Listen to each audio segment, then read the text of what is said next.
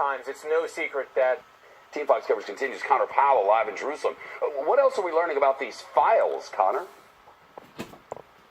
Well, Shepard, as we've talked about many times, it's no secret that Israeli Prime Minister Benjamin Netanyahu is a staunch critic of the nuclear agreement. He's been warning about Iran's nuclear ambitions for literally decades now. And tonight he presented some 183 CDs and 55,000 pages of documents that he says catalog Iran's nuclear program. Now, these documents primarily date from the 1990s and early 2000s, at a time when Iran was denying its nuclear ambitions and its nuclear program. A lot of this information was made public in the 2011 National Intelligence Estimate, which cataloged also Iran's nuclear program. Netanyahu is making the argument tonight that this is proof that Iran has lied about its nuclear program in the past and therefore can't be trusted going forward, and then essentially rendering the current agreement null and void.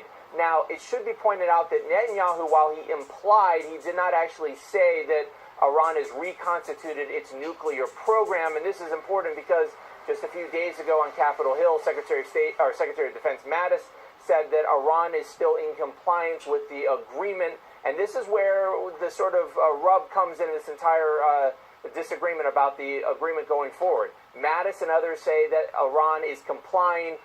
Netanyahu and those who are critics, like President Trump, say that essentially Iran can't be trusted. They've lied in the past, and they will lie in the future, Shepard. And the Israelis aren't a party to this deal, whether that's either here nor there.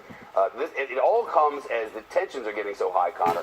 Israel, Syria, Iran, and really a difficult mix at the moment. Yeah, and this is important because while there's this huge international debate about the Iranian nuclear agreement, on the ground in Syria, there's escalating tensions between the Israelis and the Iranians. Iran has been a huge supporter of the Assad regime. Their presence has grown in recent months and years in Syria.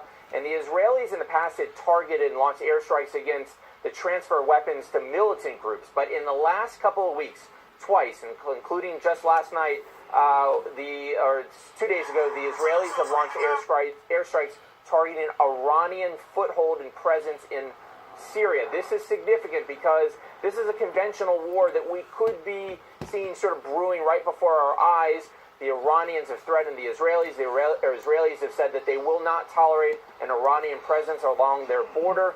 What happens on the nuclear agreement is one thing.